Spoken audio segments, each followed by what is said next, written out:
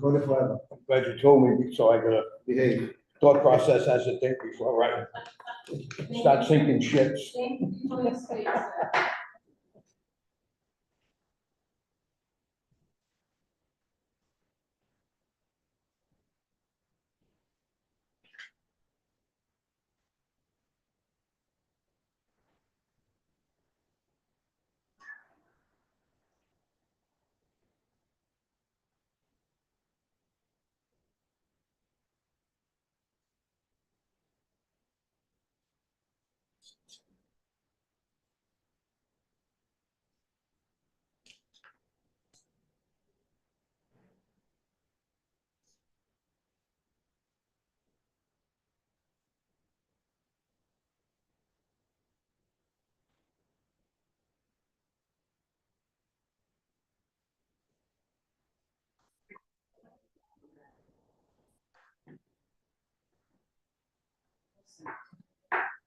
Good afternoon. I'd like to call the Special Commission on Veterans Affairs meeting to order.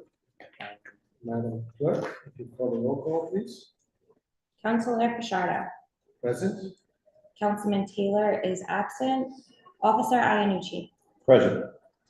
Kenneth Reyes is absent. Director Yarn. President. We have 3 present and 2 absent. We have a quorum. Okay, great. Thank you very much.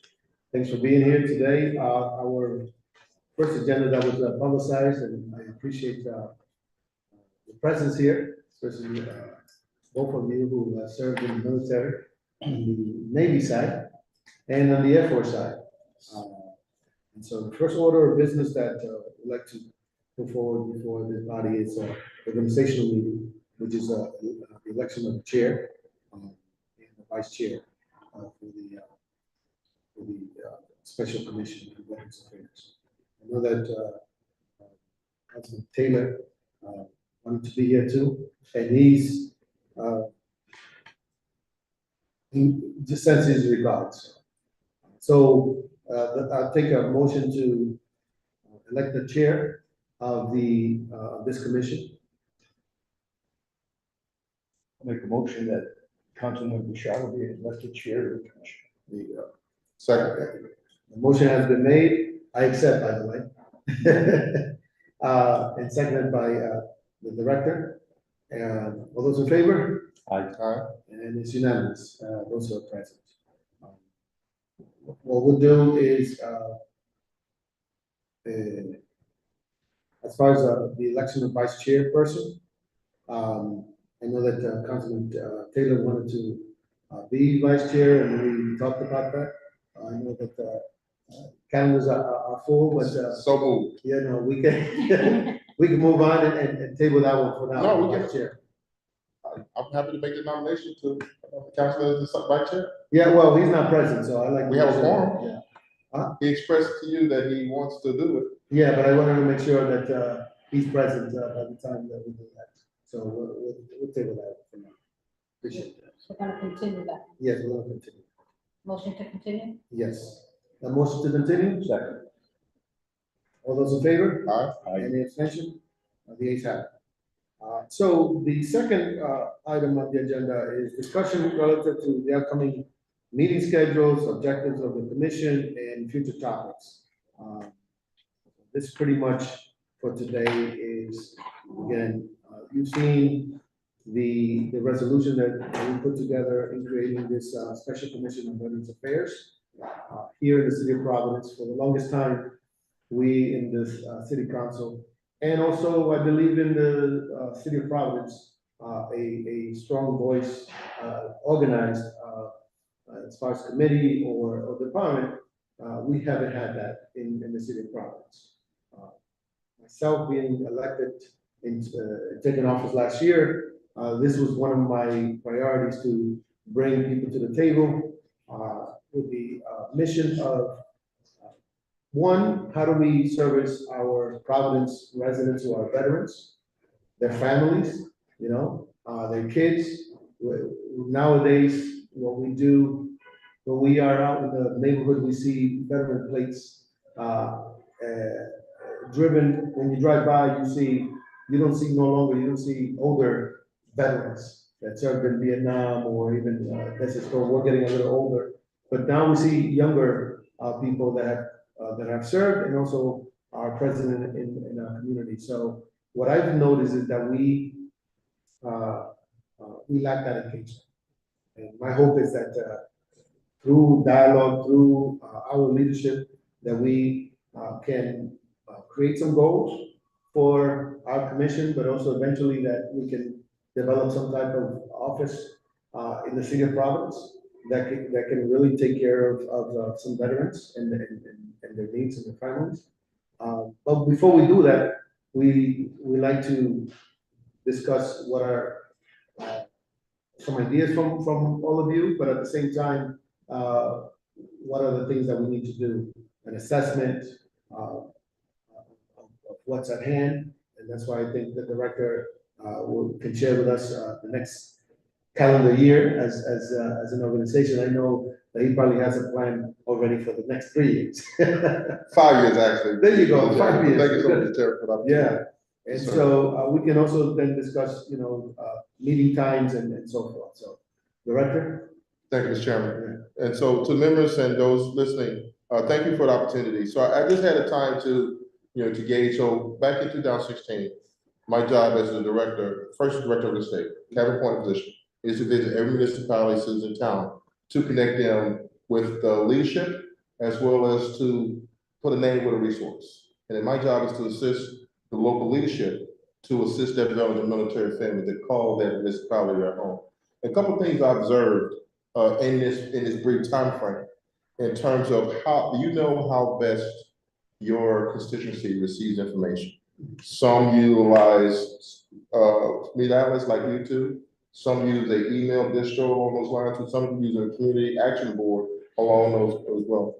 And what I would offer you though, in all of that work, what we've identified in the veteran military space, if there's someone that's designated in the administration that assists the needs of our veterans and military families, that will act on behalf of the city, but also interact with our state and federal VA partners, that goes a long way in the community. And so that's really one process to identify who that person is going to be in the community. So that way, if I'm the veteran or military family member that lives in the city, I can connect with someone to get services in this space. And we found that it's gone a long way. There is legislation that's in right now to assist with funding said position. So it would be matching dollar for dollar amount. So if you identify someone, means it's a volunteer, but also too, if they can be fund some of those positions, because they may have to travel to engage with the veterans to meet them where they are in the community, will go a long way for any incidentals and those type of things. So they too would say to try to match those funds. That's currently being heard right now in the General Assembly. What I also recommend in terms of being mindful of what the Joneses are doing, specifically what the other cities are doing, what are they doing to draw veterans to want to live in those municipalities? The number one driver behind that is the property tax exemptions that the city officers based on the character of the service for their veterans. We find it to be very competitive in terms of where veterans want to reside in that regard too as well. So I recommend that we put on an agenda item, to look at the property tax exemption for the other municipalities like the ones of specifically Cranston, Johnston, and Warwick. Those are the three places that per capita, and I leave Providence to the side, because let's take a look at their property tax structure and let's see, is there any room for us to move towards those directions? And you see their veteran population numbers have not grown. Their population number has actually increased based on the last census data. And the number, when you talk to those veterans that live in these communities, it's about the property tax exemptions that, based on their veteran status, that the city offers on their behalf to include their families. Another item that's served well for those existing veterans that call the city their home, I recommend we carve out some time, set up a town hall. That way we invite the veterans to come to the town hall and listen to their leaders, elected officials, and address any concerns that they may have. When you do that event, I guarantee you one of the top 5 things that's going to come out of that discussion, that town hall event, is the property tax exemption piece. is the need to have a coordinator that the veteran can talk to on behalf of the city to get some of their issues addressed in that regard. You have a unique opportunity here in the city of Providence because of the state, but also to your federal VA partners here. On Chalkstone, you have arguably the top veteran hospital in the country here in this beautiful city. You have the best regional benefits office on Westminster, block over, that's best in the country. Serving veterans, from the veteran satisfaction piece, but also too, from the employee perspective. Over a 90% approval rate from the employees that work at these facilities that are serving our veterans. Where do they come? Obviously, they come into the city of Providence.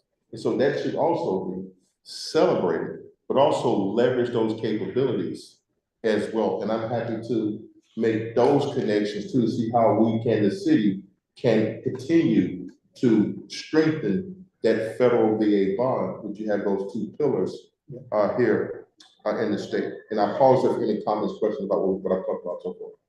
Any questions? No, I'm tracking. We're tracking, keep it going. I have a couple, but I'll let Go ahead, you. go, please.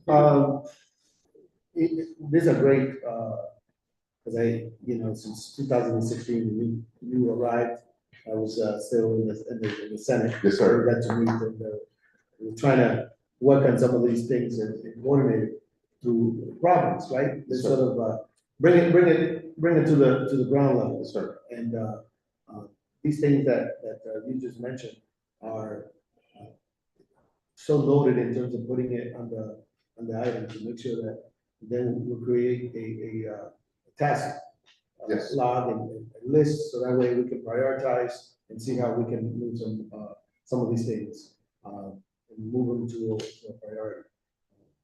I know that we did some research that the city of Providence has the tax exemptions for veterans. And the question I've always asked is that enough? Have we tweaked it compared to the times, when they were given, now that is irrelevant for today. For the families who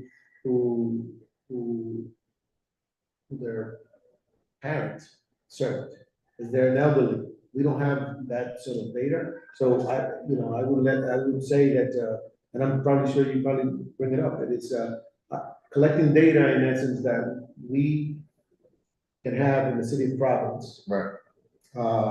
And that the state may have, or even federal, so that way we can do an assessment and see what else we can help out within the veteran communities. The last thing I also wanted to put here is that one of my goals of also establishing something like this here that I've promoted has been is love to see a veterans parade. I know that we have the veterans celebration at the waterfront. It seems that, that's great. But I think that neighborhood and a parade for veterans here has been one of my pet peeves over time. So I'd like to add that to our list. Here. Yeah.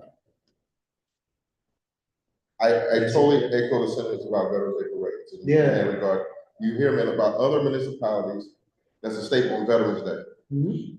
Providence should be at the head of the list Yes. in that regard too as well. It is being a capital city, I go Veterans Day. So I would offer you, for the same approach that you take from the other parades, Yeah. we do the same, just copy, paste, just change the name, change the date to veterans. Yeah. And you have the same blueprint and format and the process, like it will, I guarantee it will be well received. Because you get other entities from outside of, in the state, from other districts that want to come in and participate in a similar vein that we do our Bristol parade on 4th of July. Exactly. So I think I'm talking to the choir here. Right, Joe? You have any thoughts on that? I mean, the great thing is, it's a lot to organize, obviously. A lot of agencies have to be used to, especially the active military. I know years back, our unit specifically was constantly tasked on Veterans Day, Memorial Day, 4th of July to participate. Obviously, times a little bit changed, our troops, there's constant deployments and stuff, but it wouldn't hurt to reach out to the active military. And I'm happy to be the conduit to that, to provide those resources. And I think as we put it on the list, we can determine, you know, when that could happen, right? Given ourselves, when I say ourselves, our committee, but also the city, to really plan something really nice. Well, I know that, this year, we may say that, oh yeah, we have 8 months, but it just takes a lot of planning. Correct. So I'm thinking more in the next, year 2025. It seems a long time, but I think it's a lofty goal for us to put, on our plate and then start doing, gathering some resources. Yeah. Director, you also wanted to, add, more to. No, I think. Before I jump in. No, I think that by doing these steps here, and again, the town hall event would be well received in that regard too as well. And how we handle that by doing the mailing process. What we found, veterans, similar to Rhode Islanders, love mailers. And they will, if you take the time to mail them something, they will open it and read it. And how we generated the fanfare for a town hall event is by taking that list of veterans that are already receiving some form of a property tax exemption based on their veteran status. That's the basis for sending out a mailer to this group of folks. Because you've already got an inherent audience already. Then we add the other groups that I bring to the team that offer federal VA services. It enhances the town hall capability because some of the questions they come out of are not a municipality concern, not a state concern, but it's a federal concern. And I also will bring federal folks there to address some of the federal concerns as well too, to include offering folks from our congressional delegation to participate, because some of these things that our congressional may want to hear as well, and look no further than our constituency in the city to provide some questions, comments, concerns, or some things that they need to flag for the congressional delegation. So, and I automatically include them in that process, in the invitation. Thank you. Yes, I sir. concur with that. My advocacy has extended to, just like I did with you about a year ago or so. Yes. Extended it to our congressional delegation, including the newly elected Congressman Magaziner and Gabe Amo, Senator Jack Reed. Right. Juan, just tell me, Right. you know, Right. I think that we're blessed to have a federal delegation that we can reach out to them like no other state or no other committee. And Absolutely. our goal is to engage them. I was there in Washington last month, and we talked about, and they're just ready for us to engage. Right.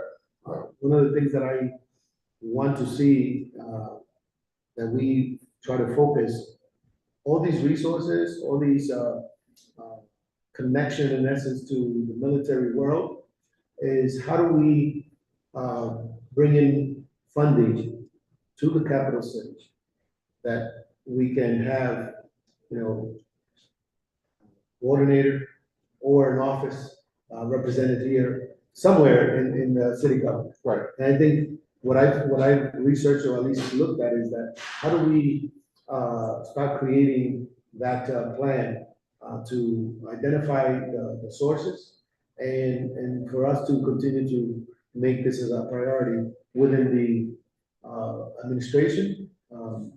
Mayor Brett Smiley is supportive, and also us as city council, and then also with the resources that we have for the special delegation in our office. If we can give ourselves that charge, we'll be very productive in how do we prioritize those things. So, Absolutely. all right. Anything else you want to add? As a council, what's the chance or probability of maybe landing a building that's already owned by the city of Providence, vacant, something on anything, Yeah. that would have parking, the office space, gaming space? I mean, I'm thinking of a building, always comes to my mind, that I drive by almost every day, been vacant for years, and it's an ideal building Hmm. that's owned by the city. I think it's we should put it on the list, you know, of lofty goals, right? While It was used for years by the city. It needs some work, yeah, but it's an historical building, so maybe some sort of funds. Again, I don't know that end of the system yeah, more than you do. Yeah. But it's, you know, it's questions that should be asked. You're not gonna find anything else if you don't ask questions. exactly, There's a building that's sitting there and it's shame. Yeah. It's part of history from the two wars and everything else. Hmm. It's been a big historical building with the Providence Police Department. What building is that? It's on 281 Chaparral Street. Academy.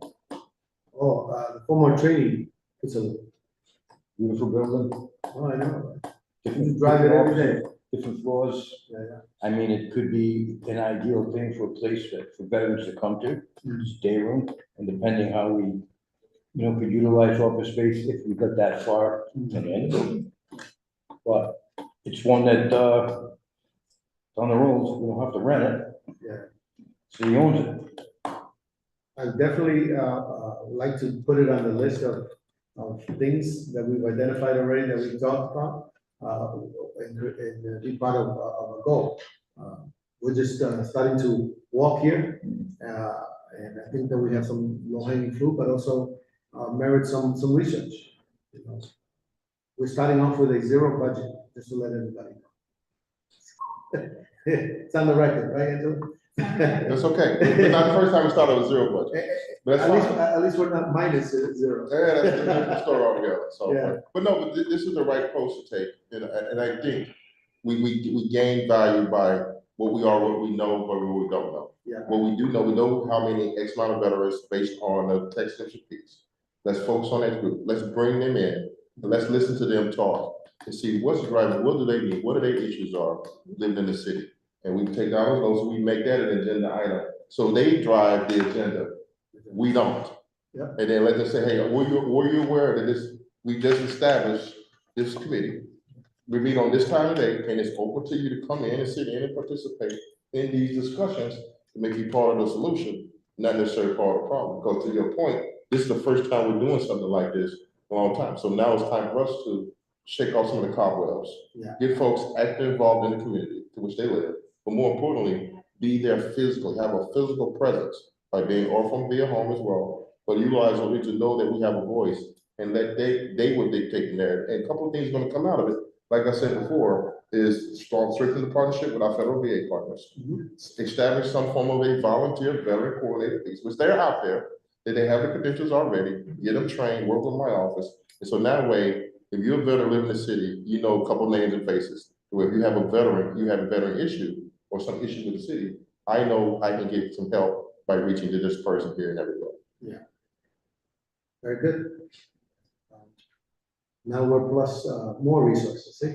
Yes, So with that said, let's, talk about, meeting calendar. I think, we have, let me back up. From the items that we've identified, as you indicated, is, from what I see is probably like, 8 to 9 things already on the list. As you just, eloquently just stated it. I think that, you know, coming from last year in November, we held the veterans event here at City Hall, and it was a great event.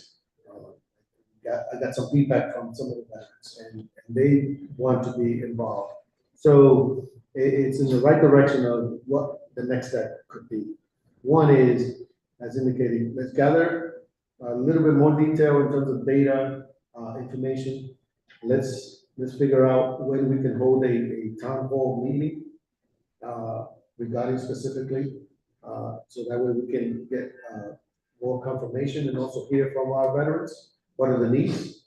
And then we'll continue building up on those items. Sounds like a plan? that's good. So with that said, let's talk about how often we're going to meet. And when would something to hold a town meeting will take place.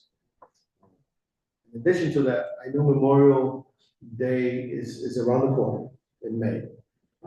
Big event for us, right? And also Veterans Day. But I also know that in between there's events to honor the Army, the Air Force, the National Guard. So there are significant dates that we as veterans hold dear.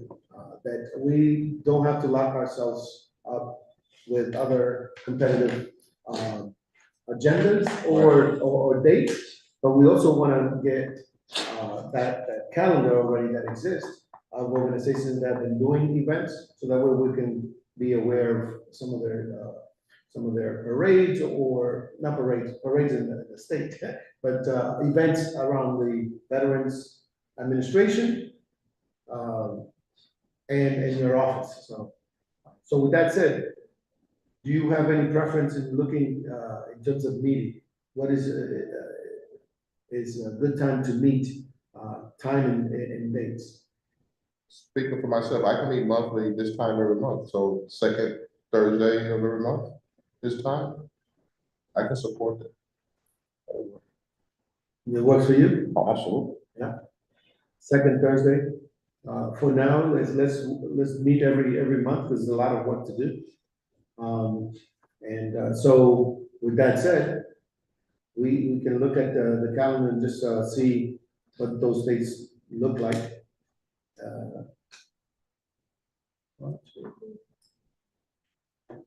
We, First and third. So this will work out. what Thursday, that would be, so for third Thursday? Second Thursday. Second Thursday, the 11th, April 11th. That will be the first, Right. and then it will be May 16th. Wait, Second, we said second is actually the ninth. May the ninth. The ninth. May 9th. Yeah. For June, It's gonna be- it's the 13th. And we could propagate the schedule in advance, that way, from hand wise, everybody knows that here's the schedule. If they can't make this one, they can dial into the next one, and blah, blah, blah, so that way it's forward leaning, you know, and everything. Absolutely. Then we got July. July 11th. Yeah. August 8th, September 12th. It's the day after 9/11, so that could be, you know, a somber mood. So Yeah. we might have to pass pushing that, because I know there's gonna be events, 9/11 events, the day prior. So we can utilize You can even, these sessions of plan, that plan if there's any type of local 9/11 events Exactly. leading into that. Right. Then November we have the no, you got October, Veterans. Oh, October, yeah, which would be the October 10th, 10th. That's Columbus Day weekend, correct. so that's a conflict. Yeah. Or whatever, so we'll have to. Potentially. Well, it's a Thursday, usually Friday, unless people go away, that kind of stuff, you know. Well, we can, you know, and then. But there's a phone in option, right? You can dial that Yes. option, so. We have technology now that we can, That's it. and then November 14th. And again, November 14th, one of the, So that's the week of Veterans Day. So Veterans Day is the 11th. And so you have flexibility on the date, because to decouple competing requirements for other municipalities, Correct, they tend to do those on a Saturday. As correct. well, over to you if you want to do it, or if the city is off that Friday, some municipalities all day that Friday, or they take that Monday, then they could easily be a date you can host a parade if you wanted to go down that path too. Okay. So more than likely the city would be off that Monday, Veterans Day. So that could be the day that you can do the, we can assess that. or the Sunday. Because a lot of, you're gonna see Saturday, Sunday, Monday, you just look at it, if you're looking at a map on all the states and where they're doing them, Mhm. they kind of document, you know, they either do it at Saturday, because it's free, you want everybody to participate. Right. In that regard too, and the date, the Sunday, obviously, you know, the holidays, holy days, so I'd be mindful of that for folks too. but still, some that's easy, supportable too, based on the needs of the city. And we can assess that as we, for the next meeting. Right. If we have. that. Some municipalities, they already have it penciled in Oh, yeah. on their community I see calendar. that some of the list already. Right, so that's great for us, Yeah. because these are folks, these are municipalities, they've already, in the community, they've already done these Mhm. over time. So you kind of like know that on that Saturday at 10 a.m., we'll be in West Warwick. And then at 1, they do theirs at 1 o'clock. So you can easily decouple it based on what the existing programs are out there. All right, so we have the dates and time that we're so far in agreement. Anything else you would like to bring to attention? I think that, I know a majority of these committees are based on 5 people, but I really think that we should have a female on this committee. Women are loaded in the military. I think they're a very valuable resource. I think that they earn the right, obviously, to be on committees like this, and I think it would be in our best interest that we do have a female committee member. Here's here, Because it's a large representation in this state. here. We agree. And we're in the mission, so if you have some names for us to consider, let us know. All right? I know there's plenty out there. It's just a matter of asking them, and like we know, they're serving, and some people don't even know that they're serving. Right. The military people don't like to brag about that, so. All right, any further discussion, anything in the other items? Committee members, they don't have to be Providence residents, right? As long as they have a veteran. They don't. I recommend it be a resident. Yeah. Yeah. You know, when I looked at, in the beginning, just so explanation in a sense, why it's also taking a little longer, it's that, it was supposed to be a larger committee or commission, of 9 members, I believe. And starting with 9. And the process, it becomes a little bit, tougher to go through, so at the end, we just bring it down to 5. But we hope that in the near future, we can increase it as people show more interest. We'll also have the opportunity to create subcommittees that can demonstrate that they also can get involved in another way and not necessarily serve on the commission, so providing those type of leadership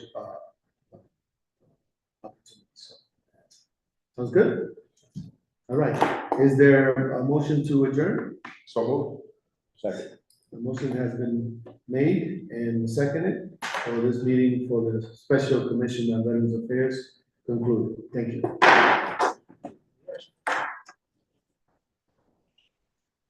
Congratulations, Sheriff. Thank you, I appreciate it.